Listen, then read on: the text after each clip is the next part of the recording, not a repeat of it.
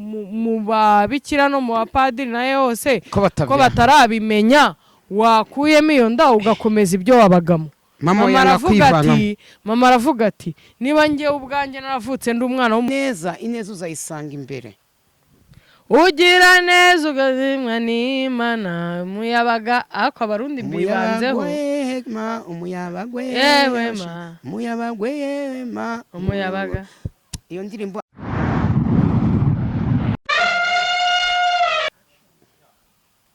Hello guys, bakunzi banzovu 250 mbese muri make. Usko nari nibagiye ko hari abantu baba badukurikiye batarize. Bakunzi banzovu 250 ntangiye mbasuhuza kandi mbaha ikaze ngira ngo nanabashimire mwe mwamaze gukora subscribe tumaze kugira 2,000 aka kanya. Ni ibyishimo bidasanzwe kubera ko ni iminsi mikeya. Ni ibyishimo bidasanzwe kubera ko ntabwo ari buri wese watangira aka kanya ngo ahite abona 2,000. Urwo n'urukundo muri kutwereka rudasanzwe kandi turanarubashimira buko ntarirarenga isaha n'isaha wayikora kugira ngo tubashe ujye ubasha kubona notification z'ibiganiro byiza Nzovu 250 bakugezaho. Uyu munsi rero ni umunsi wa kabiri ngeze kwa Nzovu.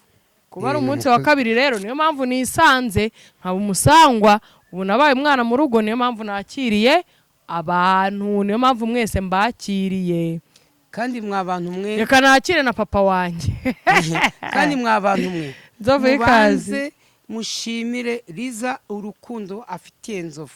Murabizi Liza abyaye vuba ariko aravuze ati nubwo umugongo utarakomera murabizi umubyeyi yabyaye umugongo iki ariko aravuze ati Nzovu angana na data. Nzovu ni papa wanjye, Nzovu n'umusaza. Numvise yuko igihe nari ndi ku kiriri mvuye kubyara numvise ko Nzovu yashinze YouTube channel 200 Nzovu 250 avuga ati reka nanjye njye kwisura igihe ninyamvuga ngo igihe ninyamvuga ngo igihe ujyusubiramo ngo igihe Nansinzi nabonaga imbere yanjye rubasha yarafoye aramasha ahamya mu gico. Haleluya Mana kuko Uwiteka igihe Nzovu igihe kigeze ibintu byose birakunda. Ibi byose birakunda ariko tubanze Liza igihe ni igihe Nzovu mbere yuko dutangiye iki kiganiro kinya kuri YouTube channel 250 Nzovu 250 tubanze Liza dushimira Imana tuhe icyubahiro kuko wabyaye neza nta cyuma bigeze bagushyiraho. Imana ishimwe Nzovu turirimba indirimbo zo gushima nimba hari yuzi yiririmbe hari ku birenge byawe niho natabariwe amarira nazanye ntabwo ariyo natahanye. Ku birenge byawe niho natabariwe amarira nazanye ntabwo ariyo natahanye. Liza yabyaye nk'abaheburayo. Liza yabyaye nta cyuma gikoze ku nda yiwe. Haleluya icyubahiro ni cy'Imana. Mana icyubahiro ni cyawe. Turagushima Mana wanjye kubyara yiteguye n'urupfu Mana kuko Liza yambwiye ati Nzovu ahantu ndi ku gitanda hari umumama wari ugiye kubyara ahitanwa n'inda n'umwana nawe yitaba Imana imuri uko ridashira. Ariko Liza nubwo yagiye ahura n'utubazo ariko yavuye y'amahoro n'ukuri kw'Imana. Turagushima umwana w'umuhungu abyara umwana w'umuhungu soko ntagira ukwasa wangiriye neza soko nagukoreye wangiriye neza. Turagushima icyubahiro ni cyawe. Turagushima yabyaye neza yabyaye nk'abaheburayo. Turagushima igihe abandi bajya kubyara bakabyara bajya kwiseta bakababaga ariko Liza kubera wowe Mana turagushimye wangiriye nta neza. cyuma kigeze gikora ku nda yiwe, yabyaye nk'uko abandi babyeyi babyara, abyara umwana muzima. Mana n'icyubahiro rwose, Mana ihabwe icyubahiro. Mana nubwo yahuye n'ibibazo, nta mituweli ariko abantu mwagerageje, ariko yangiriye neza, yivuje 100%. dushimire n'abantu nabyaye 100% ko yangiriye neza. Eliza amafaranga ari mu bitaro, Mana aho mwakuye ihasubize kandi bakubire 7, kuko Lizi ataza kubona abantu bamufashije. Hari ukuntu kwa muganga nabo bakeneye guhemba kugira gute, hari igihe ngo bagufata n'ingwate. Ubu Lizi abakiri kwa muganga baranze ko sohoka muri ndabyemeye. Mana icyo ni cyawe kandi Mana warakoze. Alleluia, amen. Buriya Eliza buri Imana ikora ibitangaza. Liza cyane ikora ibitangaza, niyo mpamvu na kera usibye ko ngubu nta mubyeyi ukibyarira mu rugo, ariko twebwe mu gihe cyacu hari ababyeyi babyariraga mu rugo, kandi ugasanga umwana baramugenye bagize gute, bakoreshaga ibintu bya kinyarwanda kumutandukanya. Oya ntabwo zari inzembe, hari ibyo bitaga utuntu tumeze nk'udukebye, twavaga yenda ku udukebye twashoboraga kuva ku biti by'amasaka, kwa kundi hari akantu wavanagaho kuri wa musigati, mbese hari akantu n'igihe kagukeba, kariya niko kantu bakoreshaga batanya umwana na nyina, sibyo? Ariko ubu ntabwo wakubeshya ngo ubyarire mu rugo. Iyo ugize n'indi gufatiye mu Rwanda bikangombwa ko umwana avuka, uhita ujya kwa muganga. Ariko reka nkubwire kari akantu ko kuba umwana avutse ugahita ujya kwa muganga avukiye mu rugo, buriya bibaye byiza wakirinda ko umwana avukira mu rugo. Ariko nanone byabaye direct tujya kwa muganga, kubera ko hari ibintu byinshi bishobora kwangiriza umwana. Umwana wawe ushobora kutabasha kumukuramo ifata neza ukaba umwangije, ashobora kuba ufite ubwandu umwana akaba yagira ikibazo. Tujye kubwira abantu, niyo mpamvu buriya akeshi wa mugore we utwite woya abantu bakuru b'iminsi mwarakutse mwarashugunguye. Ariko reka mbabwize ukuri, niba ubyariye mu rugo baho ni mu by'ukuri mwarashugunguye mwarakutse, namwe murabizi ko mwaboze. Ni ukuri ntabwo ari ukubura kundi, ariko uburwayi indwara nk'iri idakira, nk'uko nanjye sima mbereye ikimungu, ntabwo wakifuje kuyiha umwana wawe. Mu by'ukuri nimba ugize ibyo bintu ukabyarira mu rugo, ni ukuri fungira feri kwa muganga. Kandi impamvu nanone umwana bamurwaneho, byibuze niba unarwaye ejo cyangwa ejo bundi n'ubu uri kunywa icyo kinini, n'uwo mwana wazaba ari kuguha icyo kwiyondoza. Tuboneho no kubwira buriya nimba wa mukobwa we umusore aguteye inda ikagera mu mezi 3, uhita ugura umusore wayiguteye mukajyana kwa muganga, ni naho bazahita babapima sida, banamenye ngo muri bazima cyangwa se ni muri bazima. Iyo basanze mutari bazima bafite uburyo bakurikirana mu mwana, bakurikirana umwana, wa mwana akazavuka ari muzima adafite burabwandu. Mwikwima abana mutwita amahirwe yabo, kubera ko barayakwiye barayavuka. Dore akantu gatera agahinda, uzi kugira ngo umwana avuke afite burabwandu, sibyo? Ntabwo yarabwanduje n'ababyeyi biwe, ntabwo yigeze akura ngo ajye gusambana. Ibyo ngibyo bavuga ngo umuntu yagiye mu ndangamirwa, usanga indangamirwa ikwanduje sida uri mukuru, none wa mwana arayivukana atanabomoye. Byibuze uzi uriya mwana agahinda akurana, uzi n'igikomere kandi agitewe n'ababyeyi biwe, kandi ku bushake, kandi ababyeyi babizi ko hari impamvu, hakaba hari n'uburyo nk'igihumbi bwarinda uwo mwana icyo kintu, kubera icyo utarwana uko ushoboye kose ukamurinda mwana. Ariko murebe uriya mwana ukuntu aba avukanye. Ikibazo cy'indangamirwayi nyinshi zibyara zasinze. Akenshi none uzi ikintu cyateye noneho, buriya ngo indangamirwa ariyo bita inda, aryamana n'abagabo 3. Wamubwira akanzanira bya bindi, aryamanye na Nzovu, bya bindi uyu aryamanye na Nzovu, aryamanye na kameramani. Hari undi mugabo nzi uba mu Gatenga bita Didiye, mwese muryamanye n'umugore umwe, kandi mwese. Ariko Nzovu ngo hari umugabo ngo hari umugore ngo w'Irusizi ngo bateye inda mu gitondo, ngo undi mugabo ngo ayimutera nka 5, umugore ngo abyara impanga z'abagabo 2 badahari. No kubeshya ibyo bintu barabibeshya. Ngo ariko yarababyaye ubwo nino muri famiye yiwe habagamo harimo abantu basanzwe babyara impanga. Buriya ko abana babiri bawe babaye impanga, buriya ziriya mpanga nazo byanze bikunze mu bana bawe ntihazabura umuntu nanone ubyara abana babiri. Impanga zituruka mu miryango. Ngize Imana erega Nzovu ujye wibuka ko njye nta mama ngira, nta n'umuvandimwe ngira, ndi ikinege. Rero ngize Imana abana bawe bakongera bakabyara impanga.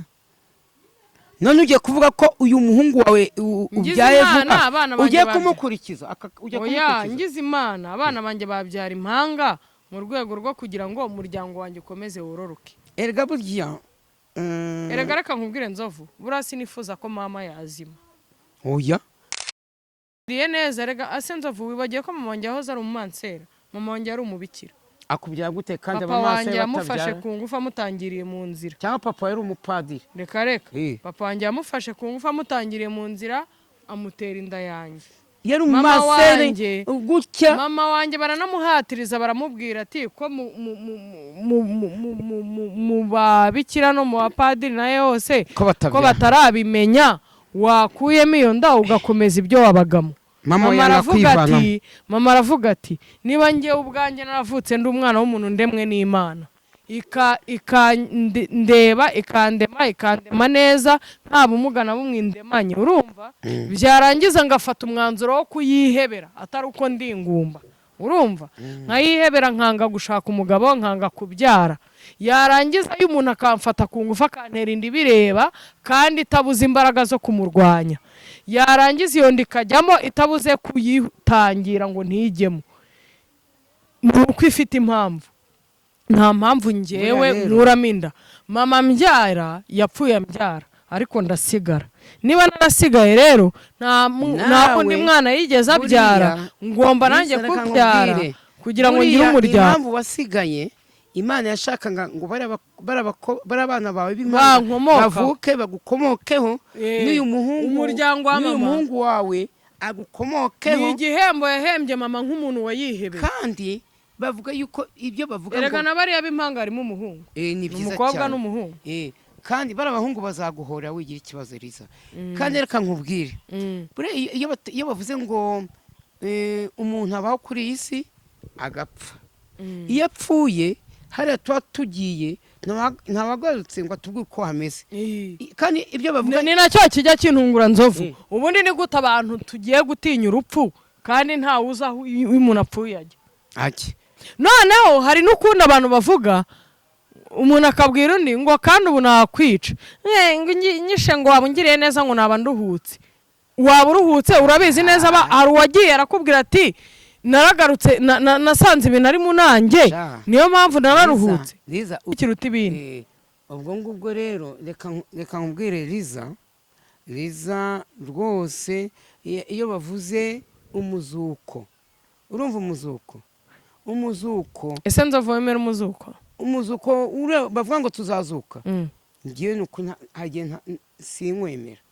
Njye rero reka nkubwire, ngiye mvuga ko kuzuka nanjye reka nkubwire impamvu kuzuka k'umuntu kubyara. Nukubyara urakoze cyane. Mama wawe yarakubyaye, kuzuka k'umuntu ariko ndiho aba bana nawe arasa nk'akiriho. Aba bana ndiho nawe arasa nk'akiriho kubera yuko baracyambona bakavuga ngo dore mwene kanaka. Kandi muri aba bana wabyaye nyazaburamo umwana uzakurikiza nyirakuru ari mama wawe. Dore none ikindi kintu gituma mvuga ngo urupfu ni ikintu kibi, urumva? Ako Nzovu uretse no kuvuga ngo urupfu ni ikintu kibi, dore n'indi mpamvu ituma ntemera umuzuko. Uzi impamvu ntemera umuzuko? Navutse nsanga nyogokuru nta nyina agira kandi niwe wandeze, urumva? Reba imyaka nyogokuru yari afite, njye navutse nyogokuru afite imyaka 78, urumva? Bivuze ngo namenye ubwenge ari mu myaka 80, urumva? 80 na urumva? Nyina yambwiraga ko nyina yapfuye afite imyaka 7, urumva? Ubwo mu myaka 60, 70, 70 ingahe nyina atarazuka, akaba yarapfuye nanjye nkaba ngize imyaka ingana gutya umwana wanjye nkaba nshobora kuzagira imyaka 70 Imana nintiza ubuzima atari yabona mama nyogokuru wanjye urumva azuka ese byibuze dareka tuvuge ko nyogokuru apfuye vuba nyina katarazuka ngo byibuze tumubone yega bino uwo muzuko tutabonera ku batubanjirije kandi ibintu byose tubibonera ku batubanjirije hariho nk'abantu bavuga ngo isi zarangira njye nabyo ngo isi zanjye njye nta isi y'umuntu uzi ikintu nemera ko isi y'umuntu irangira avuye ku isi apfuye avuye ku isi none se upfuye n'ubuvuye ku isi iyo upfuye rero niko kurangira ku isi yawe njye nicyo nemera abantu bazakomeza haboneke urabona nk'aba bana bawe baracyari bato tujya twemera ibintu twaboneye ku birenge by'abatubanjirije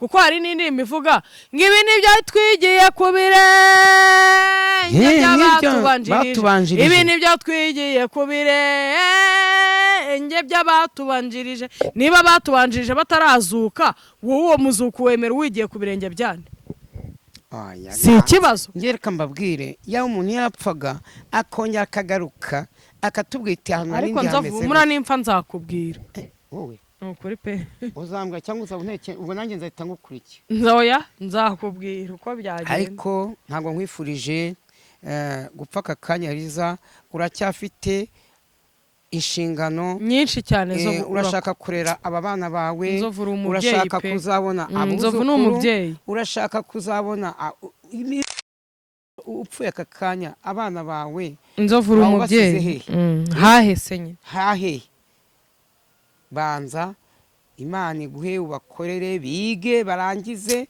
nibura nubwo wazanagenda babashije kwitunga bafite imbaraga bakuze nubwo bazi kwishakira batameze nk'uko gusabiriza nasigaye ngasigara ndi igisekeramwanzi nzovu bakajya bangaburira urusenda abantu ntabwo wifuza ko urusenda wariye twamaji yigeze kuvuga ngo umuntu nkavuga nta kuri muntu yigeze najye washaho ariko abantu nanjye abantu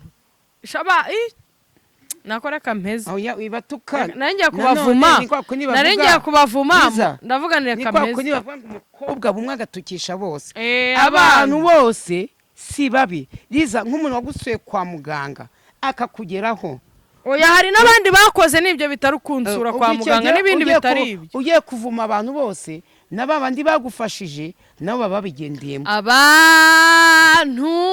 abantu yemwe abantu iyo ndirimbo ni indundi rero ubwo tuye tubwira abantu rwose mugire umutima kuko nugira neza ineza uzayisanga imbere ugira neza ugazimwa n'Imana umuyabaga ako abarundi bibanzeho umuyabaga iyo ndirimbo abarundi rega buriya bazi kubyina bagira oya reka n'icyo abarundi n'abanyarwanda ntatandukaniro tubone no kubasuhuza buriya abarundi nabo baradukurikirana iyo Imana mwari muzi yuko ngiye gukorwa n'isoni narabyaye kandi naranatashye bose mubireba dore naratashye mwese mubireba nabyaye umuhungu nzovu yarampembye Haleluya koko ndagira ngo nibutse abantu bakurikira nzovu 250 mugomba gukora subscribe share like na comment mumwereka urukundo nk'urwo mukomeje kumwereka kandi pe mutibagiwe na Instagram yiwe yitwa nzovu 250 sha nzovu kandi ngende rero Liza jya konsa umwana dore umwana wamusize mu rugo kandi nta n'umukozi ufite ushobora kuba wamusize munsi urabizi nta n'inzu ufite kubamo ariko byanganire Imana yatumye ibya neza n'inzu uzayibona cyokora abakunzi banzu koko murakoze rwose ndabakunda munyereka urukundo mumfitiye mugakora abasubscribe share na comment mutibagiye gukanda nanzojya kugira ngo amakuru abagereho igihe kandi twe ntago turi Imana turi abantu aho muba mwumvise twafuditse mujye mudukosora n'ukuri kw'Imana mutubwire iti ibi nibi kandi niho tugitangira ariko hari byinshi tuzabagezaho bye